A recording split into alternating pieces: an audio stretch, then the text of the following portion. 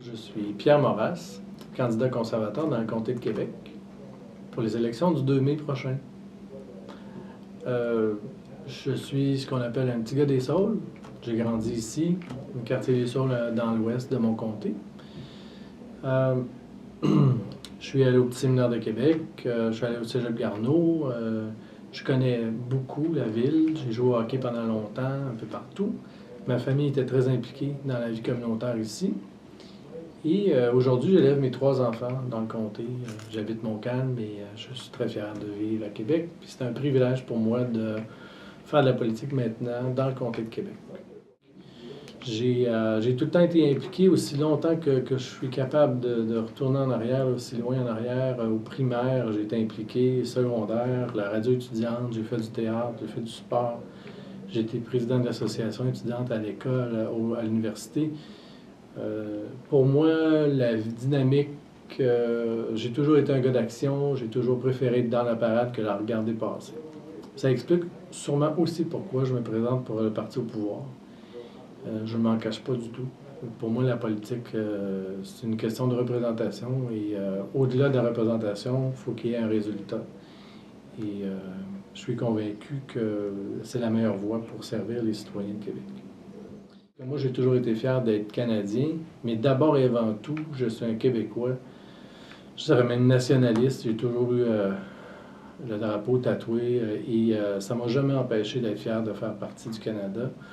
Il suffit de voyager un petit peu à l'étranger pour réaliser la chance qu'on a, le privilège qu'on a d'être né ici et d'avoir pu profiter d'un système où la démocratie, le respect, les libertés sont au cœur des préoccupations et qui ont fait en sorte qu'aujourd'hui, on peut vivre des élections, trop nombreuses selon certains, et je partage ça, mais des élections organisées rapidement, démocratiquement, en toute liberté. C'est une chance qu'on a. Quand on regarde un petit peu ce qui se passe à l'étranger, ça nous fait réaliser à quel point on est chanceux de vivre ici. Les autres 3 partis fédéraux, le NPD, c'est une vision très socialiste, beaucoup de dépenses. Comme bon père de famille, j'ai certaines réserves par rapport à ça, surtout que je préconise beaucoup le fait de pouvoir dépenser en fonction des moyens qu'on a. Sur cette base-là, j'ai beaucoup de craintes par rapport à ça. Les libéraux ont une historique de gouvernement centralisateur, ce qui fait que moi, comme j'aime être libre, j'aime décider, je crois beaucoup à la liberté des gens et à la liberté de choisir. Et on a regardé qu'à regarder les dommages qu'ont eu les années, je dirais Trudeau, là, où il y avait un programme social qui naissait pour chacune des problématiques qui étaient identifiées dans la société. Ça nous a conduit dans des déficits astronomiques et je ne crois pas, moi, à la mesure uniforme pour tout le monde. Je ne crois pas du tout à ça. Et c'est une des raisons qui a fait que, contrairement à l'image populaire qu'on a comme Parti conservateur, une image très décriée dans les médias, ce que je trouve profondément triste, parce que je suis un Québécois de Québec qui s'identifie très bien aux valeurs de respect, de liberté, de l'importance de la famille, la valeur du travail, le fait que je sois responsable individuellement de ma propre personne, de mes proches, de ma famille, puis après, pour ce que je ne suis pas capable ou ce qu'on choisit de se soutenir collectivement, on crée des supports en conséquence. Je suis pour une gestion rigoureuse des finances et moi, je dirais que je suis vraiment plus intéressé par la droite économique que la droite morale ou toute autre forme de droite décriée dans les médias. Moi, je suis quelqu'un d'ici, je me reconnais dans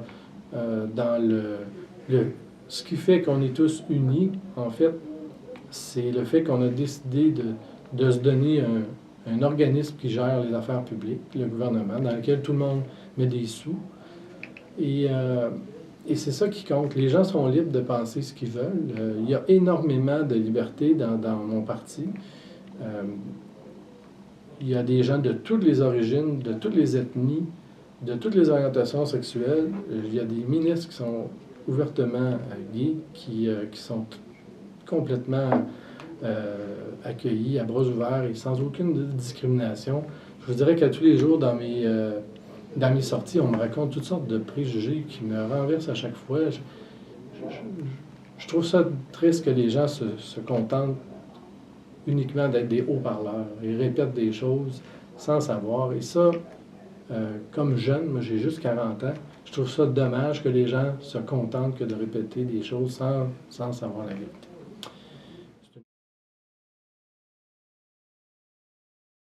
La gestion en société, c'est d'abord de gérer les priorités. Et les priorités ici, localement, sont identifiées par l'administration municipale. C'est comme ça partout. La municipalité, ici c'est la Ville de Québec, identifie ses priorités, donc indirectement priorise des enjeux. Par exemple, actuellement, le transport collectif en est un. Et c'est bien ainsi, compte tenu des problématiques de transport qu'il y a à Québec. Une fois les priorités locales identifiées, ils s'adressent au palier provincial pour aller chercher du support. Une fois que le palier provincial reçoit toutes les demandes de toutes les villes au Québec, il procède par priorité aussi en fonction des besoins et des moyens qu'il a. Et ensuite, le dossier chemine au gouvernement dit supérieur, mais c'est surtout une expression populaire pour désigner le gouvernement fédéral. Donc, une fois que les demandes nous sont acheminées, elles ont déjà passé à travers un long processus de priorisation. Et donc, c'est très difficile pour nous, au fédéral, de dire ou de précéder les politiciens locaux dans l'identification des priorités. Le Port de Québec, c'est un organisme fédéral, privé, mais à partie fédérale, et c'est un organe avec qui on peut travailler plus directement, comme l'aéroport, des choses comme ça. Pour ce qui est des autres choses qui sont propres à la ville, des enjeux de transport ou d'urbanisation ou de modification dans des zones, tout ça, nous, évidemment, on est un peu toujours en délai parce qu'on attend que les projets nous soient acheminés avant de pouvoir réagir.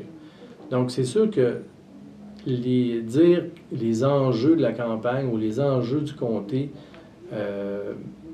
c'est d'avant tout de pouvoir assurer les gens de Québec que du meilleur choix qu'ils peuvent faire, en fait, pour faire en sorte qu'une fois que les enjeux locaux sont identifiés par les élus municipaux, puis supportés par le gouvernement provincial, quand ils nous arrivent au fédéral, ils ont dans le fond à choisir qui sera le meilleur porteur de ballon pour le dossier.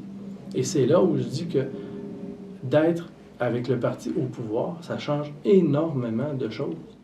Il faut que les gens, logiquement, comprennent que la meilleure façon de servir leur intérêt est de faire en sorte que les enjeux locaux soient bien servis, peu importe la liste ou peu importe la façon dont on les présente, c'est à travers le Parti conservateur, à travers le député de Québec, un gars d'ici, qui va aller les représenter à Ottawa.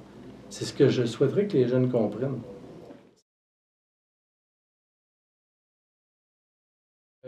Il est important pour les jeunes de comprendre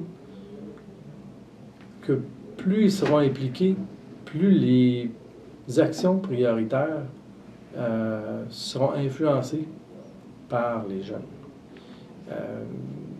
J'encourage beaucoup les jeunes à s'impliquer. À ce titre, je vous dirais une excellente initiative qui s'est faite dans la dernière année, une nouvelle association conservatrice à l'Université Laval, dans un milieu traditionnellement plus à gauche. Et ça, c'est un exemple d'implication de jeunes qui se préparent éventuellement, puis qui nous donnent aussi un coup de main dans la campagne. Pour eux, c'est une façon d'attirer l'attention des politiciens plus âgés, puis de dire « Ah, il y a des jeunes qui veulent s'impliquer, on va leur faire une place certainement. » Et c'est pas compliqué. Ils participent à des discussions, des rencontres, assistent à des conférences, apprennent des choses, apprennent des plus vieux, comme moi j'ai appris des plus vieux avant, puis je continue d'apprendre à tous les jours, de toute façon. L'explication du désengagement des jeunes, sans doute qu'aujourd'hui, à la vitesse où se passe la vie, le quotidien, ça va tellement vite pour tout le monde. Je peux comprendre que la politique, si tu n'es pas dans un environnement ou une famille très politisée, ou peut-être que ça t'accroche moins, parce qu'effectivement, c'est moins sexy, puis ça a l'air tellement rigide et sobre, et la cravate et tout, ça peut peut-être moins toucher les jeunes. En même temps, moi, j'ai envie de leur dire, comme j'ai l'intention de représenter tous les citoyens du comté de Québec, quand je dis tout, c'est tout le monde. Et c'est les jeunes aussi. Donc, j'ai envie de connaître qu'est-ce qu'ils pensent, qu'est-ce qu'ils ont envie, c'est quoi leur vision des choses, bien, surtout les enjeux. La vision que j'ai maintenant, c'est que les gens sont plus dans leur vie à eux et ça crée encore moins d'opportunités de les rencontrer. Euh, mais bref, je tends la main aux jeunes et je vais aller vers eux, sans doute, sans aucun doute. J'ai même moi-même, trois enfants et j'ai envie du meilleur pour eux.